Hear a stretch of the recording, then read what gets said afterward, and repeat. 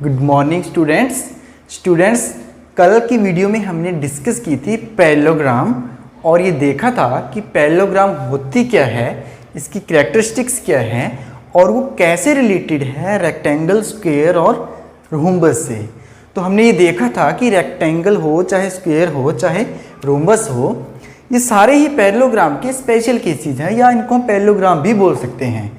लेकिन कुछ special case हो जाता है जब पैरेललोग्राम की कुछ खास कैरेक्टरिस्टिक्स निकल के आती है तो कुछ खास नाम इनको दे दिया जाता है। जैसे कि हमने देखा था कि जो पैरेललोग्राम है वो किस तरह की होती है, उसकी आमने सामने की साइड्स इक्वल होती हैं और आमने सामने के एंगल्स इक्वल होते हैं। ये साइड्स इक्वल हैं इसकी, ये साइड इसके और ये साइड इसके, ये एंगल इसके और ये एंगल इसके। बस ये कैरेक्टरिस्टिक्स है पैरेललोग्राम की। अब पैरेललोग्राम रेक्टेंगल से कैसे रिलेटेड है कि जब पैरेललोग्राम के सारे एंगल इक्वल हो जाएं तो वो 90-90 के बन जाते हैं सारे, तो वो रेक्टेंगल बन जाती है।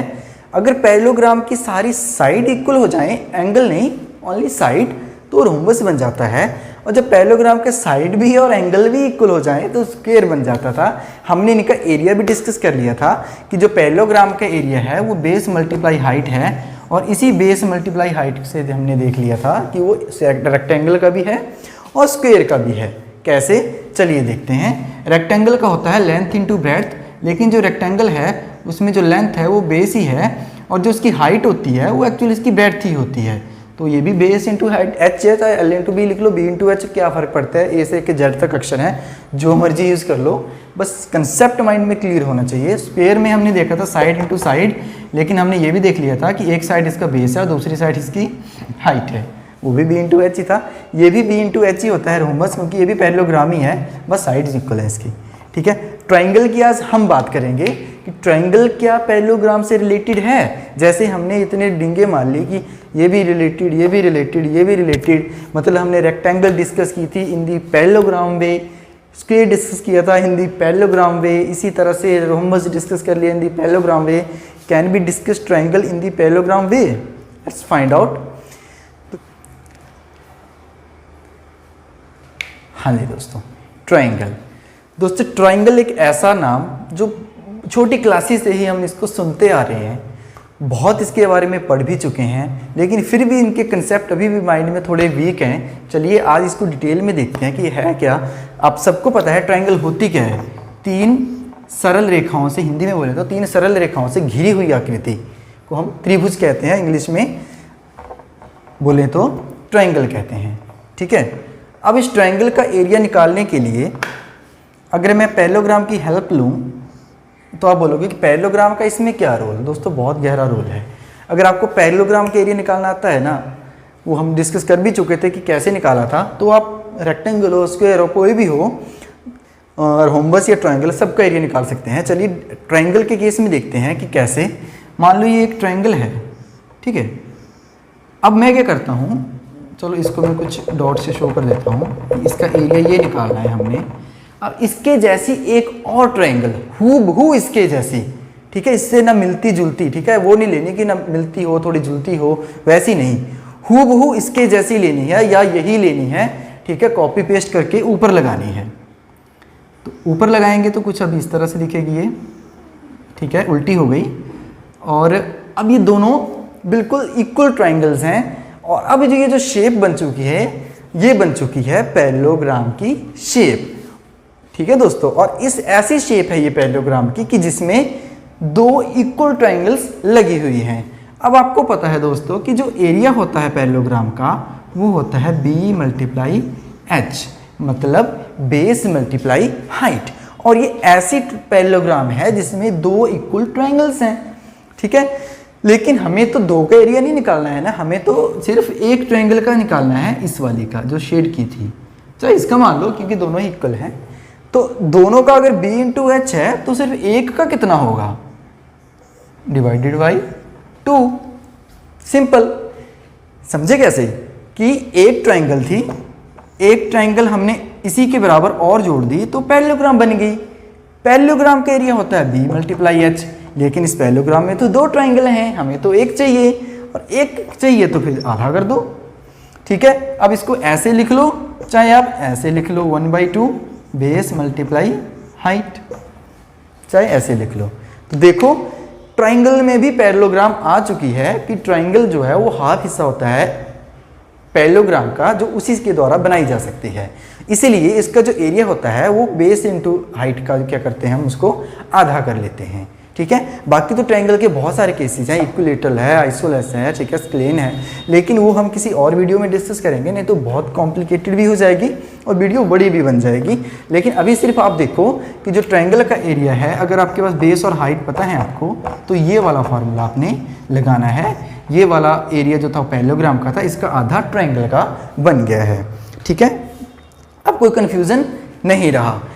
Rectangle length into breadth, square side into side, rhombus base into height and triangle 1/2 base into height. तो बिल्कुल इजी वे में हमने ट्रायंगल का एरिया बनाना सीख लिया है। चलिए एक क्वेश्चन कर लेते हैं ताकि माइंड में कोई कंसेप्ट छूट ना जाए। मान लो आपके पास प्रश्न दिया हो, अच्छा दोस्तों, अगर कुछ ये उस केस में लागू होगा जिस केस में या तो मान लो कुछ ऐसा है, ठीक है, हाइट आपको पता इसमें है नहीं, बेस मैं बताना भूल गया था, इसको बेस बोलते हैं, और जो उसकी हाइट होती है वो यहाँ से यहाँ तक जो गिरी, ठीक है। इस प्रकार की ट्रायंगल का एरिया भी इसमें निकल सकता है जो राइट एंगल है, ये बेस बनेगा और ये हाइट बन जाएगी इसमें। ठीक है, अगर इस तरह से है तो आप कैसे निकालोगे इस फॉर्मूले से? आप बोलोगे जी बेस तो दिया ही है, हाइट स्केल से नाप लेंगे। हो सकता है ऐसा क्या? हो सकता है, लेकिन उस केस में जहाँ हर जो लेंथ दी हुई है वो बिल्कुल एक्यूरेट स्केल के अकॉर्डिंग हो। अगर 20 है तो स्केल के नापने पे भी 20 ही आए, उस केस में तो आप डायरेक्ट नाप सकते हो, कोई दिक्कत ही नहीं है। लेकिन अगर ये यूनिट सिर्फ शो करने के लिए लिखे हैं यहाँ पे, एक्चुअल में इतने हैं नहीं, तो स्केल से नापने से तो गलत ही आएगा। तो उस केस में अलग तरीके होते हैं जिनको हम बाद में डिस्कस करेंगे। अभी सिर्फ हम वो केसेस देखेंगे जिसमें बेस और हाइट या तो पता है या इजीली निकाल सकते हैं। वैसे ये पाइथागोरस थ्योरम से निकल जाएगा। ठीक है, तो चलो दूसरा केस डिस्कस करते हैं। मान लो बेस दिया हुआ है 10 सेंटीमीटर और हाइट दी हुई है 5 सेंटीमीटर, और आपको क्वेश्चन पेपर में आ चुका है कि find the area of triangle. तो कुछ नहीं करना है, ये वैल्यूज इस फॉर्मूले में बेस की जगह 10 पुट कर दो, हाइट की जगह 5 पुट कर दो, ठीक है, पुट कर दो, और आंसर आ जाएगा आपका 50 डिवाइडेड बाई 2 25 सेंटीमीटर स्क्वायर। अब दोस्तों ये आया 25 सेंटीमीटर स्क्वायर, इसको मैं ऐसे लिख सकता हूँ 25 मल्टीप्लाई 1 सेंटीमीटर स्क्वायर। इसका क्या मतलब है 25 मल्टीप्लाई 1? इसका मतलब है दोस्तों कि 25 स्क्वायर बन चुके हैं एक सेंटीमीटर वाली साइड के। अगर आपसे आइडिया पूछें कि हाँ जी कितना एरिया होता है ये 25 सेंटीमीटर स्क्वायर मतलब कितना, तो आप बोल सकते हो जी 25 खाने बनेंगे अपनी भाषा में बोले तो, या 25 स्क्वायर बनेंगे, हिंदी में 25 वर्ग बनेंगे, 25 वर्ग बन जाएंगे एक स्क्वायर वाली, एक सेंटीमीटर वाली साइड के। ठीक है, ऐसे ही कोई पूछे जी कमरे का एरिया है, किसी जगह का एरिया है 200 मीटर स्क्वायर, उसका मतलब है कि 200 गुना 1 मीटर स्क्वायर, मतलब 200 स्क्वायर बन जाएंगे उसी चीज़ के। ऐसे छोटे छोटे ऐसे ये वाले 200 बन जाएंगे 1 मीटर वाली लेंथ और 1 मीटर वाली ब्रेड्थ, यानी 1 मीटर वाली साइड के। ठीक है, वो स्क्वायर होता है, तो ऐसे 200 कॉलम्स बन जाएंगे। जैसे कमरे में आपने देखा होगा टाइल्स लगी होती हैं, अगर आपके कमरे में 10 टाइल्स लगी हैं और जो टाइल है वो हाइट लंबाई में भी 1 फुट है और 1 फीट है और चौड़ाई में भी 1 फीट है, तो आप बोल सकते हो जो उसका एरिया है वो 10 फीट स्क्वायर है, मतलब 10 टाइल्स हैं 1 फीट वाली साइड की। तो आई थिंक ये भी बिल्कुल क्लियर हो गया होगा।